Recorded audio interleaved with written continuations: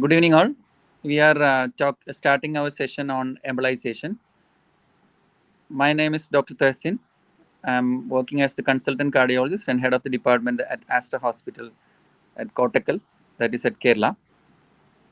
Today, we are talking about embolization, and this term is new to many of you because this is not that common and it is not commonly discussed in the medical forums also. Basically, embolism means some particle or something is going and obstructing the blood flow of some area. That is called embolism. And basically, it is a problem. It causes issues like stroke or heart attack or something like obstructing the blood vessels of the foot, and you are losing your leg. If it is this embolism, this emboli is going and obstructing your arteries or blood vessels of the brain, you can get stroke. And if it is obstructing the blood vessels of the heart, you can have heart attack. So actually, it is a problem. And embolism we used to treat most of the time. This embolus will be a clot, blood clot, and this blood clot we need to do some clot lysis, and we have to give medicines to prevent such clot formation in many of the patients. So this is what embolism means. But when we are talking about embolization as a treatment, we are using the same principle.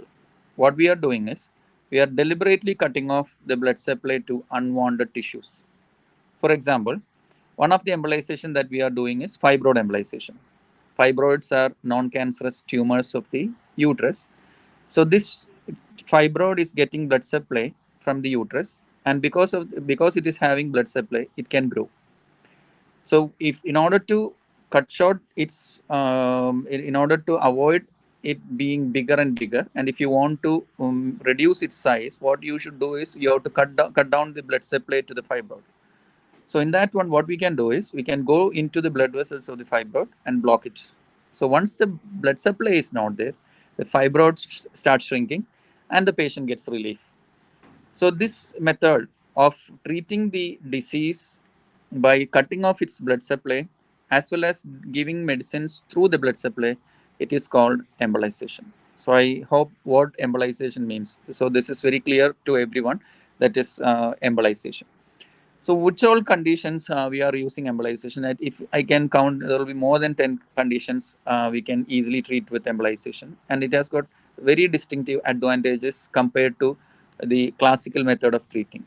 For example, in fibroids, you have surgeries, you have medicines, and you have embolization. And you have, if we are going for embolization, it has got its own benefits. So the embolization is very peculiar and very unique in many ways. Now I'm coming to which all embolizations are what we are doing. So we have the expertise in doing embolization. I think first and foremost embolization that we do is fibroid embolization. So I'll talk about each and every embolization about 5 minutes. And if you have any doubt about these embolizations, you can post in the comment box so that I can answer your questions. Or at the end, we'll discuss about these doubts. So fibroids, as I said, are the non-cancerous tumors of the uterus, which is happening in women in the reproductive age group, that is age between 20 to 50. After 50 years, once the menopause is attained, the chance of getting a fibroid is extremely low because there is no hormones. So these women, when they have fibroid, they'll be having symptoms. These symptoms are usually menstrual. That means they'll be having excess bleeding during menstruation, or excess abdominal pain during menstruation, or difficulty in urination, or defecation, or back pain. These are the main symptoms that is caused by the fibroids. Once these symptoms are happening, the ladies will go to the gynecologist and get the scan done. Once you are doing the scan, you can easily pick up a fibroid. And once the medical management is over, if it is not working for most of the conditions, it will not work. And if it is not working, what the gynecologist will do is they will go for a surgery, either to remove the entire uterus or the fibroid alone. If the fibroid is removed, it's called myomectomy. If the entire uterus is removed, it is called hysterectomy. This is where the fibroid embolization comes in. We have done around more than 1,000 fibroid embolization, maybe around 1,500 fibroid embolization till date, and we are having the highest experience in India. So What we found as the unique about fibroid embolization compared to surgery are, one most important thing, it doesn't require anesthesia. We don't want anesthesia. Second part, if the patient is taken on one day, the patient can go home in the immediately next day. So only 1 day of stay is required in the hospital. Third one, after the procedure, the patient do not go to ICU. Most of the people will be worried about ICU. Okay, so in this one, the patient after the procedure is going directly to the room. And the procedure time itself is very peculiar. Now we are doing this procedure within 10 minutes. I have started this talk of after this is already 6 minutes into this talk. By this time, I can finish. My fastest fibroid embolization is around 6 minutes. So by this time, we can finish that procedure of fibroid embolization. So that's very peculiar. 6 minutes, procedure is over. You're going to the room, taking rest there. Next day, you're going home. After going to the home, you don't have to avoid activities. You can do all the activities. So we are not restricting the patient from doing activities, even weight bearing or weight lifting or nothing, no problem. So you can do all the activities. So these are the main advantages of fibroid embolization. One, there is no anesthesia.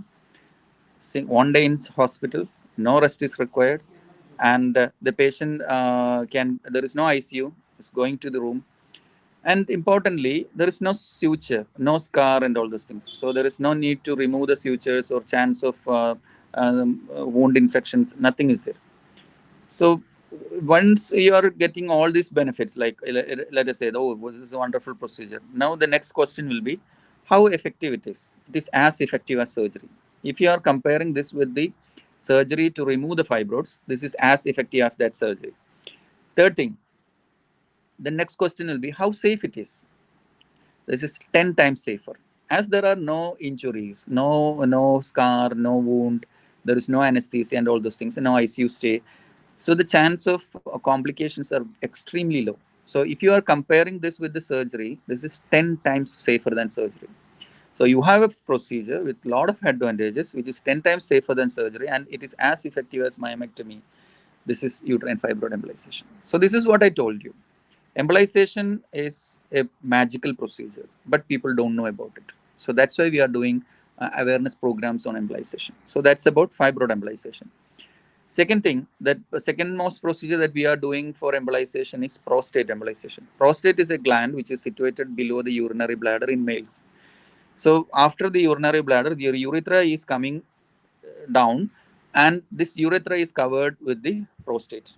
So when the prostate enlarges, for example, after 40 years, the prostate starts to enlarge, and it's extremely common. Let us say at the age of 60 years, around 70-75% of the people will be having an enlarged prostate. So it's so common. So if you have prostate enlargement, what will happen is this prostate enlargement will obstruct the urinary flow, and they will have urinary symptoms. The most common symptoms they have is feeling of incomplete emptying. Once you go to toilet and come back, still you feel that some amount of urine is there pending inside your bladder. You don't feel like a complete evacuation. So there is a feeling of incomplete emptying. Second thing, because of that, you have to go again to the toilet within 2 hours. Third, if you are in the toilet, the flow will not start immediately. You have to wait. Sometimes you have to strain.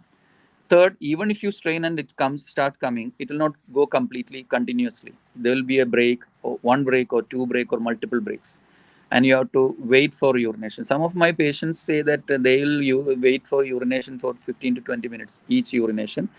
Even after that, they have to go to toilet within half an hour. And some of the patients will be having something called urgency. Means if you have a feeling of urination, you can't wait. You have to run to the toilet. Otherwise, the urine will be there in your pants. So very pathetic situation, very difficult situation.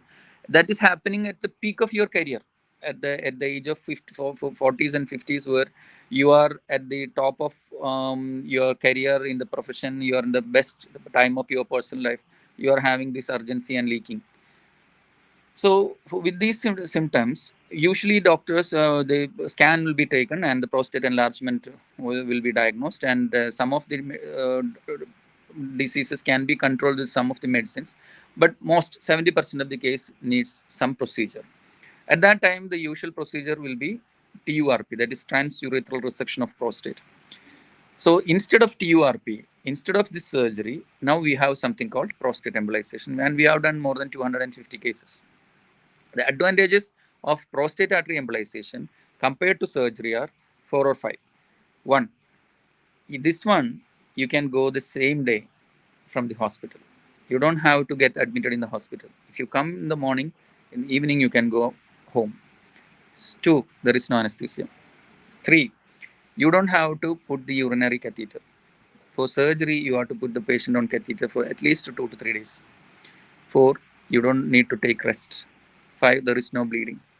6, the chance of sexual dysfunction is very less compared to surgery. And these are the benefits of prostate embolization. So it's a wonderful procedure. Same day discharge, no rest, no anesthesia, and sexual dysfunction is less. And it is as effective as around 90% successful. Very safe. So we can do in patients with heart attack, who is taking blood thinners, who is on warfarin, like blood thinning medicines and all. We don't have to stop the medicine also. We can do the procedure on medicines. They can go home.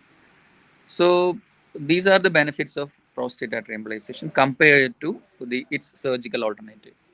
So again, what we are doing is we are using the ways of the blood vessel, which is already it's like a road, already built road to the organ. You don't have to create a road by putting some incisions and wounds in the body. So in embolization, what we are doing is we are using the existing roads to that organ through using the blood vessels. So in surgery, what we are doing is we are creating a new wound, new road into that organ. So that new road and new wound is the problem. Here it is not there. So that's about prostate embolization. Then third procedure that we do very commonly is embroid. Embroid is nothing but embolization of hemorrhoids. Hemorrhoids are piles, or piles are very extremely common disease where the patient will be having a swelling or prolapse when they are going to the toilet. Something is coming out of the anus, and there will be sometimes they will be having bleeding and some itching. Some of them will be having pain also. So these symptoms are very troublesome, and because that part is very sensitive, they don't come to the medical attention also. So for this one, again we have something called embolization, which is comparable to surgery or the laser treatment. The benefit of embroid is that we are not touching that anal part. We are going through the upper arm, stopping the blood supply, and this part shrinks down, and the patient can go home the same day, and the benefit starts coming within a week. So the next day also, if they want to go to the toilet, they will not feel bad. They will not feel any pain, or they don't have to take sitz bath and all those things. So this is very important. That is the embroid. Then the fourth procedure that we are doing is it is called obesity embolization. A lot of people are suffering from obesity. So that is because there will be because of excess weight. They cannot go for exercise. They cannot reduce their weight also. So what we are doing is we are helping them to reduce their appetite so that they can cut down their food intake, and they can reduce the weight.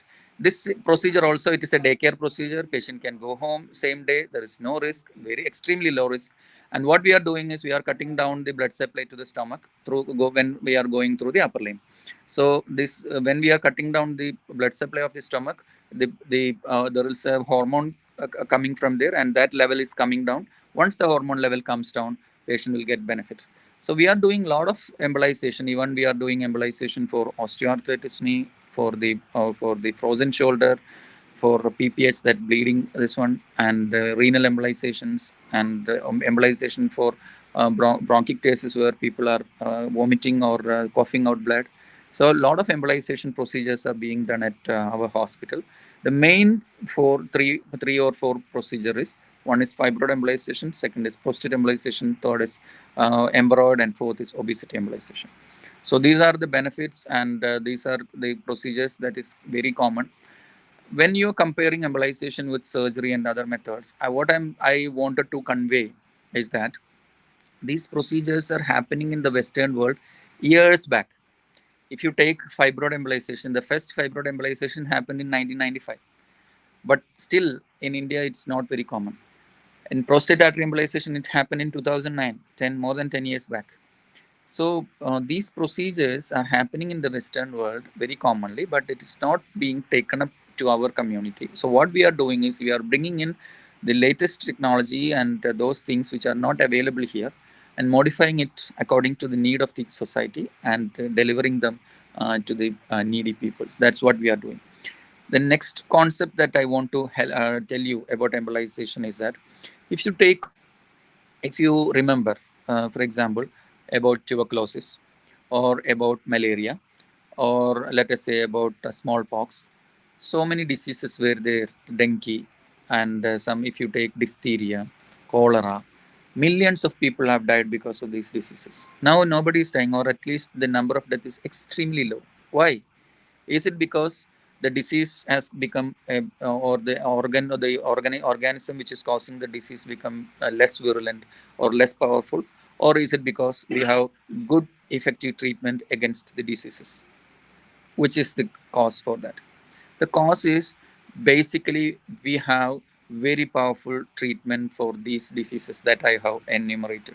Similarly, now we have extremely good treatment options for fibroids, prostate, obesity, as well as for hemorrhoids. So with these newer, latest, easy, safe techniques, we can conquer these diseases. And these diseases, which happen to be bothering these patients for years together, can be treated within hours or within a day. With that, I'm concluding my session. And if you have any questions, I am happy to answer.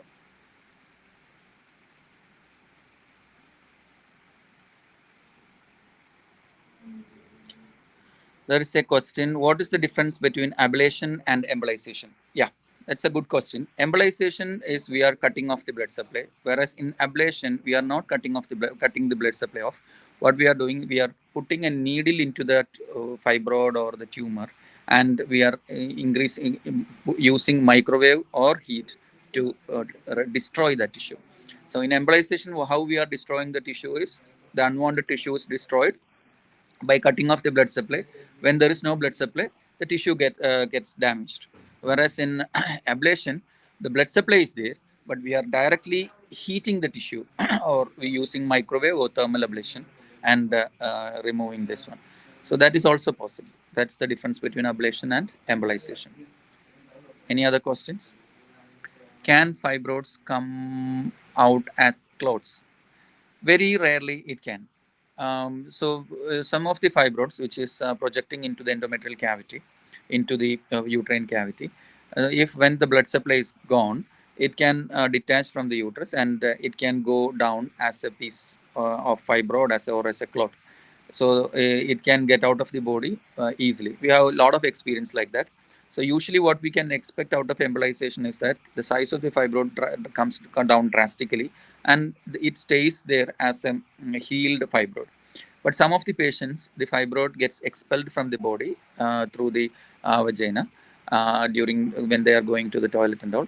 And when we take the next scan, there is absolutely no fibroid, and you will see a normal looking uterus. So this happens rarely, maybe in 5 to 10% of the patients.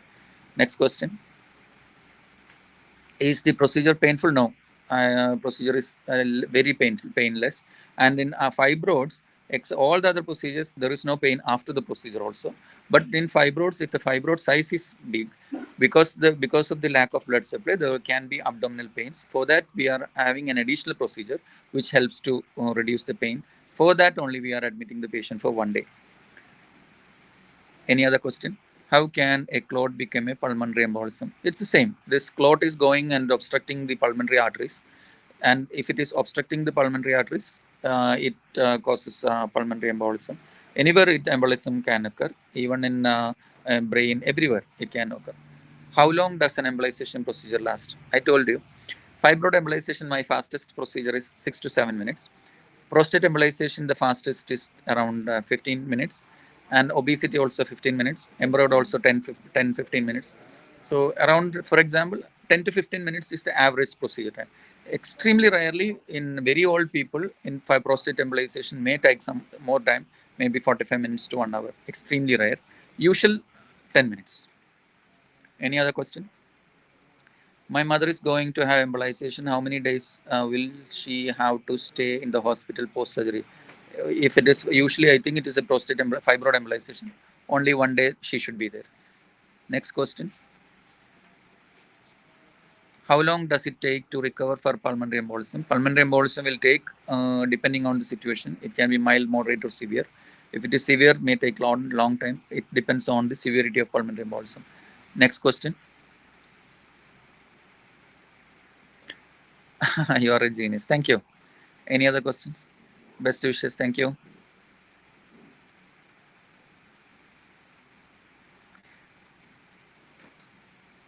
This question I have answered. How long does it take to recover? Okay, if there are no more questions, I think we can wind up the session. I thank everyone who is there listening this show, and I hope this topic was useful to all of you. Thank you very much, and good night.